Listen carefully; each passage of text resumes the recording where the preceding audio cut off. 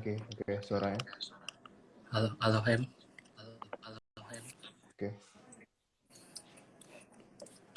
Wait. oke ya, oke ya.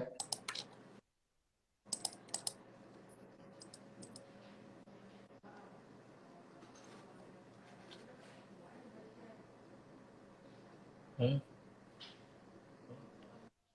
Baiklah, selamat datang di Policy Talks. Jadi, Policy Talks adalah bagian dari salah satu kegiatan dari The Indonesian Institute, di mana kita akan membahas tentang policy assessment The Indonesian Institute pada tahun 2021. Jadi kita ada beberapa isu spesifik dan pada kesempatan kali ini kita akan berbincang dengan peneliti bidang ekonomi di Indonesian Institute yaitu Rifki Fadilah. Selamat pagi Rifki. Halo pagi Hem. Oke, sedikit bercerita bahwa Rifki Fadilah dalam Policy Assessment tahun 2021 berbicara atau menulis tentang dampak penurunan sektor pariwisata Indonesia terhadap cadangan devisa dan nilai tukar. Baiklah, langsung saja tentang kenapa hal ini menjadi penting untuk atau apa hal yang menarik sehingga Rifki merasa perlu untuk menuliskan ini dalam sebuah policy assessment. Silakan Rifki. Ya, begini ya. Kan sektor pariwisata ini sedang pemerintah gaungkan gitu kan sebagai sektor prioritas unggulan yang mampu memberikan sumbangsi khususnya kepada pertumbuhan ekonomi secara umum pada pertumbuhan ekonomi dan juga khususnya pada cadangan devisa dan juga nanti pada akhirnya akan ketika cadangan devisa itu meningkat atau di jumlahnya stabil, itu juga akan membawa efek kepada kestabilan nilai tukar seperti itu. Jadi ini salah satu untuk menstabilkan nilai tukar itu dengan stabilnya cadangan devisa. Nah, salah satu untuk menstabilkan cadangan devisa adalah salurannya dari sektor pariwisata, khususnya pariwisata internasional dari kedatangan wisatawan mancanegara. Karena ketika Wisman datang, otomatis mereka akan membawa mata uang dari mereka dan menukarkan ataupun mereka berbelanja di Indonesia dan sebagainya, dan itu akan meningkatkan devisa di Indonesia seperti itu. Nah, Oke. di tahun 2020 kemarin kan kita dihebohkan nih dengan merebaknya virus COVID-19 gitu kan. Penyebarannya ini terus secara masif di berbagai negara. Akhirnya sejak bulan April di tahun 2020 ya secara resmi banyak setidaknya itu ada 159 tempat tujuan wisata yang memberlakukan kebijakan pelarangan perjalanan wisata seperti itu. Kita tahu juga Indonesia juga menutup pintu masuknya dari wisatawan asing atau wisatawan mancanegara, kemudian Arab Saudi, kemudian Eropa, Amerika, dan lain sebagainya itu menutup pintu masuknya. Tentu saja ini akan berimbas kepada kedatangan Wisman ke negara-negara tersebut dan pada akhirnya ini akan membawa gangguan atau guncangan terhadap penerimaan cadangan devisa yang juga pada akhirnya akan berimbas kepada nilai tukar atau kestabilan nilai tukar itu sendiri. Oke. Bagaimana ditutupnya pintu bagi Wisman untuk masuk ke Indonesia yang merupakan dampak dari pandemi COVID-19 kan tidak terlepas dari bagaimana kebijakan publik yang dibuat oleh negara. Rifki bisa bercerita tidak? Apa saja tahap kebijakan dari pemerintah dari awal pandemi hingga hari ini? Oke, mungkin ini singkat cerita aja ya. Jadi waktu di awal tahun terjadinya COVID, itu memang pemerintah Indonesia itu waktu terjadi di Cina itu memang dia tidak nutup pintu masuk Indonesia gitu kan. Hanya mereka itu melarang wisatawan dari Cina, khususnya dari Cina untuk masuk ke Indonesia. Tapi ternyata seiring berjalannya perkembangan informasi dan pengetahuan, akhirnya diketahui lah bahwa ternyata virusnya sudah menyebar luas dan akhirnya pada saat itu mulai ditutup lah pintu masuk dari uh, Cina, Korea Selatan, terus Italia waktu itu juga ditutup. Dan penutupan totalnya itu sekitar bulan April, semuanya itu ditutup pintu masuk dari berbagai negara gitu kan. Nah, tapi ini seiring dengan mampu ditanganinya COVID, akhirnya pemerintah mulai membuka kembali pintu masuk wisatawan internasionalnya, tetapi dengan pembatasan yang begitu ketat, misalnya dengan harus ada swab, PCR, antigen, dan lain sebagainya. Dan itu pun juga masih dalam jumlah yang terbatas. Tapi sebetulnya meskipun Indonesia sudah melonggarkan atau memudahkan wisatawan itu mau masuk, tapi tetap saja karena di negara asal wisatawannya itu atau asal negara sana juga melarang gitu mereka bepergian. Jadi sebenarnya itu juga nggak terlalu berpengaruh signifikan seperti itu. Tapi kebijakannya kira-kira demikian. Oke. Dari policy assessment yang telah Rifki buat untuk tahun 2021 ini, apa saja sih temuan-temuan dari Rifki dari bagaimana perkembangan misalnya sebelum atau sesudah pandemi COVID-19 yang dampaknya terhadap cadangan devisa dan nilai tukar? Oke, ini kita ngomongin kebijakannya dulu ya. Yang pertama, respon kebijakan sektor pariwisata secara umum dibagi menjadi ada 3 tahap kebijakan. Yang pertama, bulan Maret hingga Mei di tahun 2020 kemarin, itu pemerintah melakukan tahap tanggap darurat.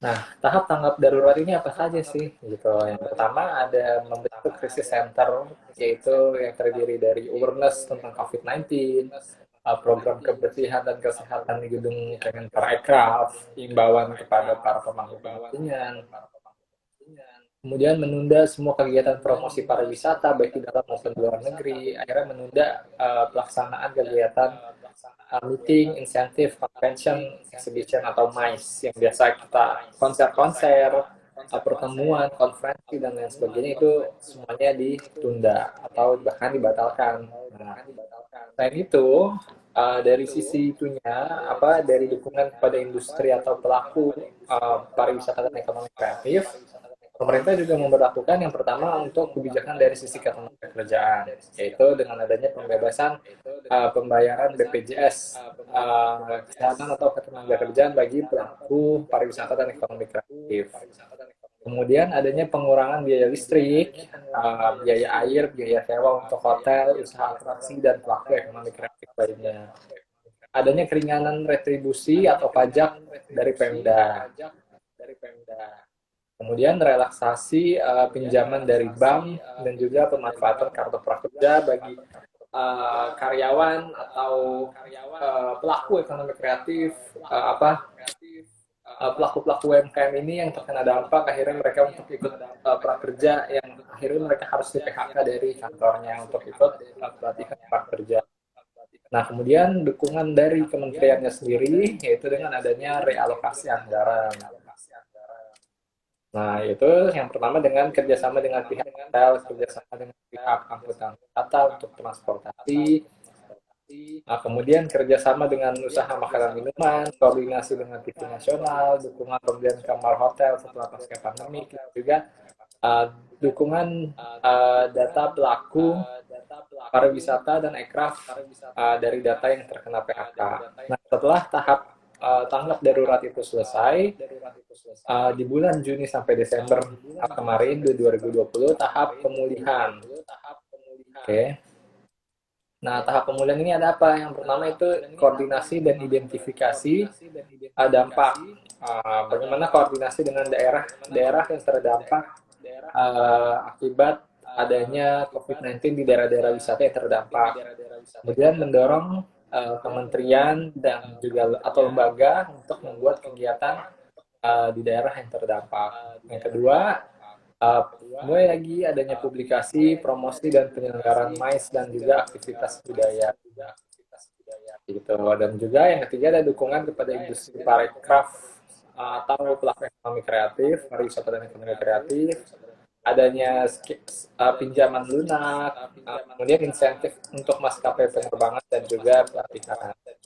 Nah, tahap normalisasi inilah yang saat ini sedang kita jalani, yaitu dari Januari hingga Desember di 2021.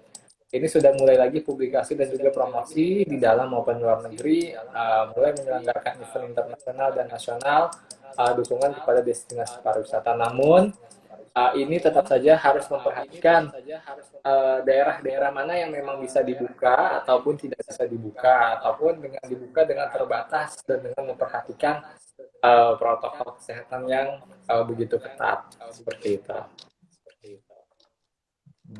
Nah, secara umum Jadi, kalau dari hasil penelitian, ya, gimana Hem? ya, jadi kemarin kan ada salah satu program dari Kementerian Koordinator tuh yang Work from Bali. Itu berarti termasuk dalam tahap normalisasi ya jatuhnya? Sudah masuk ke dalam kebijakan untuk menghidupkan kembali sektor pariwisata di Bali. Gimana tadi keputus? Oh, jadi gini, kemarin kan ada salah satu Kementerian Koordinator yang Kemenko yang mendorong untuk dilakukannya work from Bali gitu. Jadi apakah itu termasuk dalam salah satu tahap normalisasi yang diinginkan oleh pemerintah? Atau gimana tuh, Ki? Nah ini kalau saya lihat ini kayaknya yang work from Bali ini ya salah satu tahap mulai usaha pemerintah untuk memulihkan khususnya yang terkena dampak wisatawan di Bali itu kan sangat-sangat miris sekali gitu kan terdampak sekali. Nah mungkin ini salah satu upaya tadi yaitu dengan tadi yang pemerintah coba canangkan yaitu mendorong kementerian atau lembaga untuk membuat kegiatan di daerah terdampak ya salah satunya dengan bekerja work from Bali itu sendiri gitu. Jadi ini sudah mulai masuk tahap pemulihan. Tapi tetap ya dengan protokol kesehatan yang ketat, jadi jangan work from Bali nanti nggak ketat terus malah jadi ajang mumpung gitu. Iya, itu yang maskernya dilukis-lukis kan buat ngeprank yang di Bali kemarin sempat viral kan. Iya. Itu juga sulitnya memperlakukan protokol kesehatan. Nah, selanjutnya Ki bisa ceritain nggak apa saja sih temuan-temuan yang menarik dari Polas Rifki tahun ini? Oke, kalau secara umum ini dampak guncangannya atau secara karena wismannya itu terkena shock atau guncangan gitu kan adanya yang kemarin drop gitu kan sempat nggak masuk. Nah, kira-kira gimana nih dampaknya? Bahwa memang ketika cadangan secara umum Wisman itu ketika dia mengalami guncangan ya tentu saja dia akan berdampak langsung terhadap cadangan devisa yang itu turun secara drastis gitu ya. Nah, seperti itu. Nah, ini terjadi penurunannya itu kisaran sampai 4 bulan ke depan setelah terjadi penurunan. Misalnya shocknya itu di bulan Januari atau Desember, berarti penurunan cadangan devisanya itu bisa terjadi hingga shock baru diresponnya itu penurunan CADEV selama 4 bulan ke depan setelah terjadinya guncangan. Seperti itu. Nah, implikasinya apa ketika terjadinya guncangan penurunan? Yaitu bahwa catatan atau nilai tukar USD per rupiah itu juga akan direspon negatif oleh nilai tukar gitu. Nah, tapi secara umum guncangan cadangan devisa akibat respon cadangan devisa akibat guncangan ini kalau secara simulasi terlihat bahwa akan pulih kembali setelah periode ke-30 atau berapa tuh kalau dibagi 12 sekitar 2,5 tahun gitu ya, sekitar 2 tahun pulih baru bisa akan kembali ke keadaan keseimbangan sebelum terjadinya guncangan di tahun 2020 kemarin misalnya. Nah, sama bagaimana cadefnya itu bakal pulih sekitar segitu. Nah, berapa lama pulihnya kalau gitu nilai tukarnya gitu. Nah, nilai tukarnya itu baru juga sama akan pulih ya kira-kira di bulan ke 25 atau bulan ke-30 juga. Artinya memang sangat sensitif sekali gitu kan. Berarti menunjukkan nilai tukar terhadap perubahan cadangan devisa yang diakibatkan oleh uh, shocknya atau terjadi guncangan dari sektor pariwisata seperti itu. Namun metode ini juga mungkin masih bisa di debatable atau masih bisa diuji lagi karena memang ini kan hanya berupa forecasting seperti itu. Kira-kira demikian apa gambarannya seperti itu. Oke, gini di kolom komentar ada yang nanya, nih Mbak Dinda nanya, mungkin Rifki bisa ceritain nggak metode yang Rifki pakai buat polas tahun ini, polas kali ini? Metode tahun ini saya coba pakai metode structural vector regression atau gitu. Jadi SPAR itu kita melihat dampak bagaimana dari satu terhadap perubahan variabel yang lain secara struktural gitu kan. Nah, jadi dari sini kita udah tentuin bahwa dari Wisman kemudian kepada cadangan devisa dan juga nanti kepada nilai tukar seperti itu. Jadi ini sudah direstriksikan bahwa memang terjadi guncangannya itu dari Wisman, hanya dari Wisman itu saja. Jadi dia akan mengulur terus ke belakang. Gitu. Itu secara metode. Oke. Buat kawan-kawan yang pengen bertanya langsung kepada Rifki, bisa langsung saja mengetikkannya di kolom komentar. Sepanjang diskusi kali ini, jadi nanti kita bisa saling ngobrol juga, bisa saling ngasih feedback juga untuk penelitian Rifki kali ini. Selain yang tadi Ki, selain temuan soal bagaimana dampak atau berapa tahun lagi Indonesia bisa jadi pulih, halo Ki, kedengeran nggak suaranya Ki? Halo Ki? Putus sih. Putus kan. Iya, emang putus barusan. Emang putus barusan. Bentar. Buat kawan-kawan yang pengen baca polasnya Rifki bisa dapat di mana Ki? Soalnya saya juga baru baca nih kemarin. Itu ada di pola kajian pola bitly kajian pola 2021.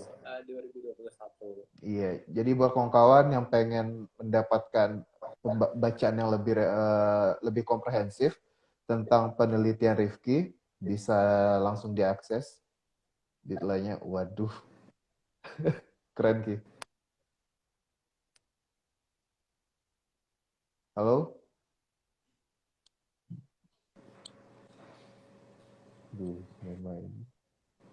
Oke, selanjutnya Ki.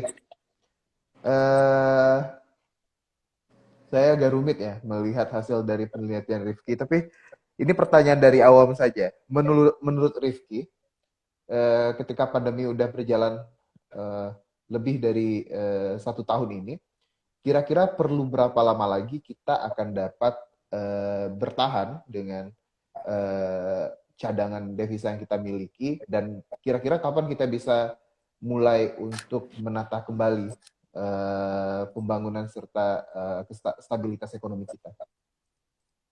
Nah, kalau untuk cadangan devisa sendiri itu kita masih ini karena sudah mulai pulih lagi ya. Itu bisa sampai 6 sampai 7 bulan untuk aktivitas ekspor impor gitu. Artinya memang masih aman gitu. Karena memang sudah terjadi pembalikan kemarin kuartal 3, 4, Q1 itu juga sudah mulai bergerak lagi aktivitas ekonominya, kegiatan ekspor impornya, karena Cina sudah mulai bergerak lagi, Amerika juga sudah mulai bergerak lagi, dan lain-lain. Nah, itu. Kemudian kalau untuk aktivitas pariwisata secara umum, kira-kira kapan nih kita bisa beraktivitas normal lagi seperti pada umumnya? Nah, kalau mengikuti ini ya berarti kemungkinan masih 2 tahun lagi, gitu kan? Dan juga dari kajian dari UNWTO, United Nations World Tourism Organization, itu juga menunjukkan bahwa memang di tahun 2024 atau di tahun 2023 itu baru bisa bergerak dengan normal, dengan catatan bahwa vaksin sudah hampir lebih dari 60%, kemudian masih tetap menerapkan protokol kesehatan, dan juga tidak adanya gelombang kedua seperti itu. Namun tetap sebenarnya semua bisa dijalankan asalkan pemerintah baik di daerah maupun tempat wisata itu menerapkan protokol kesehatan yang benar-benar baik dan tegas seperti itu. Nah, Oke, ini ada pertanyaan lagi, dan Ki. juga kesadaran dari masyarakat untuk menjaga kesehatannya mereka sendiri, untuk agar berwisata dengan aman dan nyaman. Oke, ini bentar Ki, ada pertanyaan dari Mas Arfianto. Beliau bertanya apa yang perlu dilakukan oleh pemerintah pusat dan pemerintah daerah untuk meningkatkan pariwisata di tengah pandemi, Ki. Jadi persiapan-persiapan yang butuh dilakukan. Yang pertama adalah ya baik itu Kementerian Kesehatan atau Komite Penanganan COVID-19 dan Pemulihan Ekonomi Nasional ini harus benar-benar memastikan proses ini dapat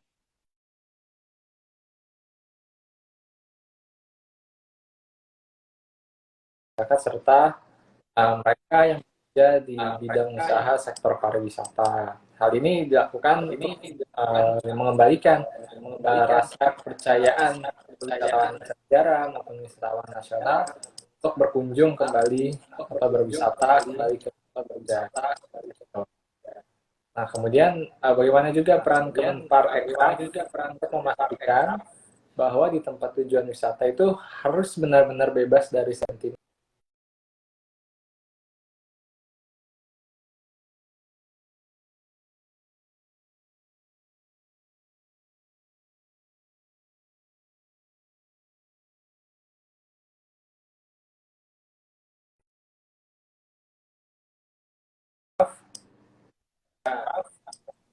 itu juga harus memberikan insentif kepada pelaku industri sektor pariwisata untuk jadi bumper agar tetap usahanya tetap berjalan. Nah, kemudian pemerintah daerah setempat atau tempat yang tempat destinasi wisata juga harus berpartisipasi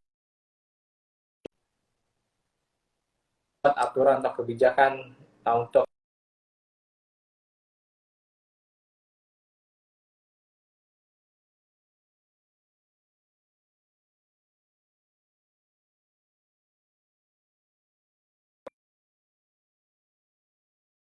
prokes atau protokol kesehatan di daerah wisata agar para wisatawan yang datang itu merasa aman dan nyaman seperti itu. Jadi memang ini perlu adanya koordinasi antara pusat daerah dan juga ya pelaku swasta agar orang-orangnya itu merasa aman dan nyaman untuk melakukan kegiatan wisata dan juga pemantauan dan untuk penegakan protokol kesehatan. Dan yang paling penting adalah adanya sosialisasi dari pemerintah pusat bagaimana Pemda harus seperti apa dan juga disosialisasikan kepada masyarakat ataupun pelaku wisata agar masyarakat dan pelaku wisata itu tidak ada simetris informasi apa yang harus dilakukan ketika wisata, apa yang harus dilakukan sebaiknya harus tidak dilakukan seperti itu. Karena selama ini banyak problem, orang mau berwisata tapi bingung apa aturannya gitu, jauh mana batas-batas protokol kesehatan, akhirnya jadi bingung gitu ya kan, karena kan selama ini misalnya mau wisata, misalnya mau pergi kemana nih, ke pantai gitu, harus ini harus, tapi ternyata di daerah tempat wisatanya juga tidak ditegakkan protokol kesehatannya gitu. Jadi memang ini harus dirawat dan juga sosialisasi, evaluasinya harus benar-benar ditegakkan seperti itu. Oke, saya mau ngambil contoh kasus saja kayak kemarin itu ada beberapa tempat wisata yang dibuka ketika Idul Fitri dan itu tidak menegakkan protokol kesehatan dan akhirnya dibuka cuma 1-2 hari. Menurut Rifki, apalagi yang dibutuhkan sektor mana lagi nih terkait dengan pertanyaan Mbak Dinda juga ya, untuk meningkatkan sektor pariwisata dan juga sektor mana saja yang harus berkolaborasi supaya hal yang serupa tidak lagi terjadi ke depannya ketika kita masih di tengah pandemi atau masa perbaikan atau normalisasi. Yaitu pasti yang pertama, pemerintah pusat membuat aturan yang jelas, bagaimana yang do and dance dan skema kebijakannya.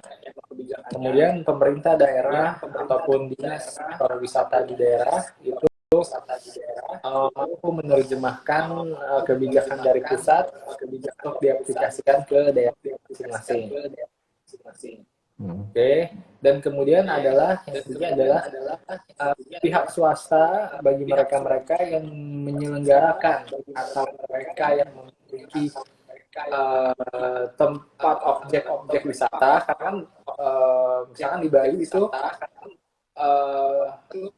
kepemilikan swastanya itu mungkin bisa lebih besar gitu, hotel wisata itu lebih besar daripada yang dimiliki oleh Pemda. Makanya perlu diajak untuk berdiskusi, disosialisasikan bagaimana penegakan protokol kesehatan, evaluasi dan juga pengawasan dan juga evaluasinya itu seperti apa, dan juga penegakan dari aktor swasta itu untuk menegakkan prokes di tempat atau di objek wisata yang mereka kelola gitu. Dan yang terakhir adalah yaitu dari masyarakat sendiri, agar masyarakat itu sadar untuk tetap menegakkan protokol kesehatan di tempat wisata, tetap menggunakan masker, menjaga jarak, dan juga tidak terlalu berkerumun gitu. Atau misalkan mau pergi berwisata itu yang mulai dibatasin lah, yang biasa kita dulu orang bergrup gitu.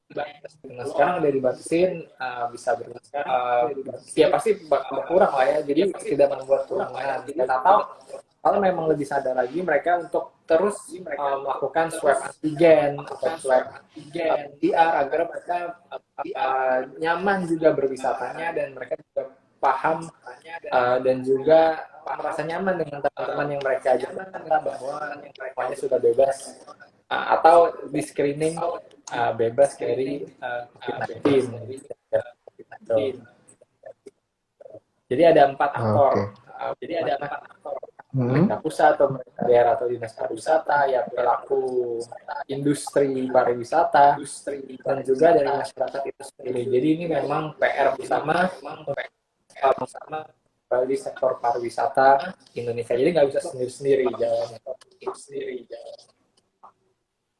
Oke, jadi dari tadi kita sudah berbincang tentang bagaimana dampak cadangan devisa, lalu kemudian juga berbicara tentang sektor-sektor dan juga stakeholder yang memiliki tanggung jawab untuk kembali menghidupkan sektor pariwisata. Mungkin saya pengen narik lagi Ki, terkait dengan bagaimana permasalahan nilai tukar. Jadi seberapa signifikannya kah penutupan akses pariwisata bagi Wisman ke Indonesia terhadap nilai tukar untuk di lokal Ki? Ya itu bisa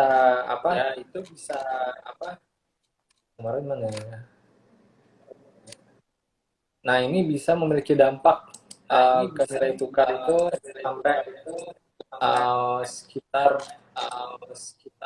saya belum tunjukkan di sini. Tapi kira-kira bisa sampai 25% kemarin juga nilai tukar kita kan sampai melemah sampai 15%. Tapi kalau untuk terkait dari pariwisatanya itu belum bisa dimunculkan nih. Maksudnya berapa dampaknya gitu. Karena apalagi tidak memunculkan uh, berapa persentasenya. Hanya kira-kira skema pemulihannya itu seperti apa.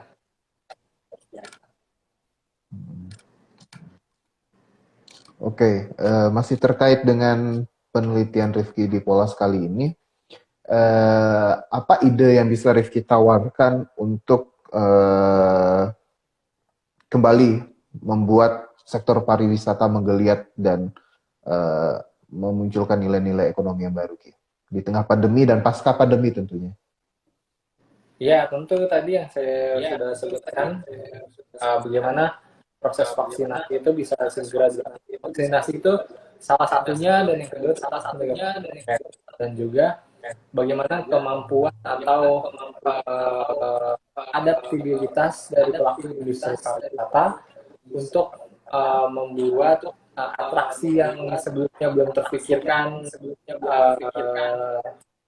di sektor pariwisata ini bisa muncul, misalnya dengan virtual tour, karena memang tidak bisa datang, ataupun memang membuat video promosi pariwisata yang meyakinkan para wisatawan agar merasa aman dan nyaman bisa berwisata di wilayah mereka itu sendiri. Tapi ya ini benar-benar harus dipastikan penegakan prokesnya ini harus benar-benar terjaga.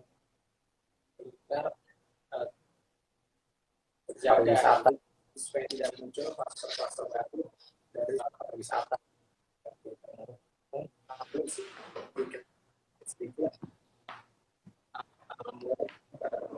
Dengan kebiasaan baru atau era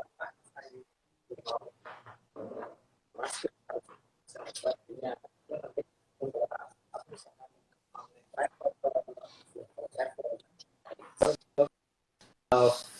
Apa nilai tambah dari industri pariwisata itu, karena memang kita kenapa bisa bayar mahal, karena mau mendapatkan experience atau pengalaman secara langsung yang nggak bisa diwakilkan, atau yang bisa terserap dengan indera. Jadi itu nilai lebihnya industri pariwisata itu yang menarik itu.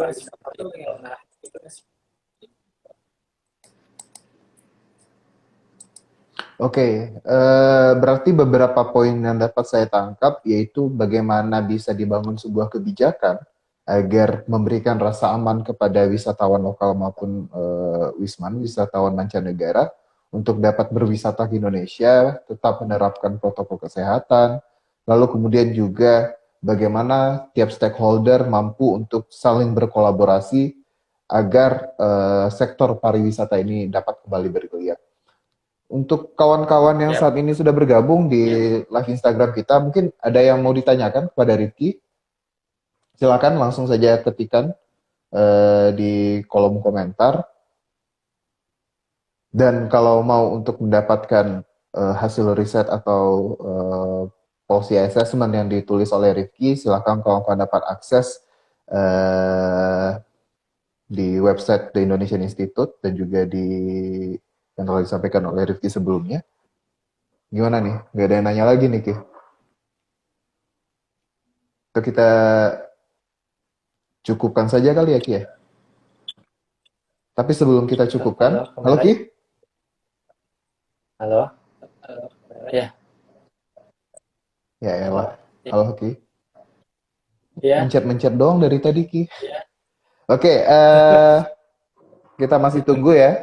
Kita masih tunggu pertanyaan. Mungkin untuk terakhir, kalau tidak ada pertanyaan lainnya, silakan Rifki kasih closing statement atau hal-hal yang dibutuhkan agar policy assessment ini memang dapat membuka cakrawala berpikir yang baru dan juga menjadi salah satu rujukan lah perumus kebijakan agar dapat menghidupkan kembali sektor pariwisata masa normalisasi pasca pandemi ini. Normalisasi pandemi ini. Silakan Ki. Ya, jadi memang kalau dilihat dari simulasi yang didapatkan secara ekonomi Afrika ini memang agak panjang gitu ya. Kira-kira pemulihan sektor pariwisatanya itu agak lama gitu, sekitar 2 tahun lebih. Gitu. Tapi itu memang waktu dan juga proses yang mungkin bisa jadi dibutuhkan oleh Indonesia agar mereka bisa mempersiapkan apa-apa saja yang dibutuhkan agar pariwisatanya itu pulih kembali. Sekaligus ini juga menjadi bahan acuan bagaimana pemerintah bisa mempercepat atau bukan mempercepat juga, maksudnya bisa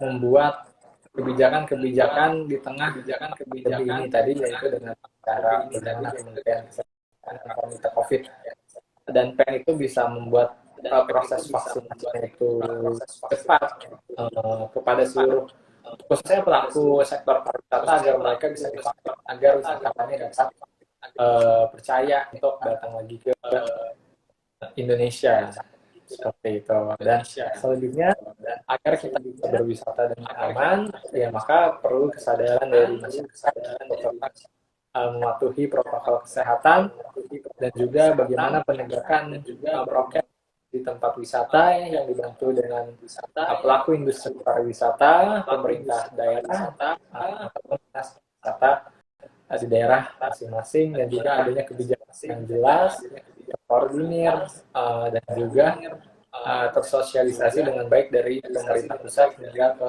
pemerintah daerah lainnya, agar tidak ada asimetris informasi dan juga kebijakan yang tumpang tindih antara satu pusat daerah dan juga pada pelaksanaannya. Seperti itu kami. Oke. Terima kasih Rifki atas pemaparannya yang sangat paripurna dan komprehensif. Semoga perbincangan kita pagi hari ini bisa menjadi apa ya, pemantik diskusi lah di tempat lain, dan juga policy assessment yang telah Rifki buat ini dapat memberikan dorongan atau memberikan kajian tambahan bagi peramu kebijakan. Terima kasih kita ucapkan kepada peneliti bidang ekonomi kita, Rifki Fadilah. Dan untuk kawan-kawan, silahkan nanti tunggu lagi Policy Talks yang akan memperbincangkan tentang policy assessment dari peneliti-peneliti The Indonesian Institute yang lainnya. Terima kasih Rifki, dan terima kasih kawan-kawan yang telah bergabung di live Instagram The Indonesian Institute. Sampai jumpa.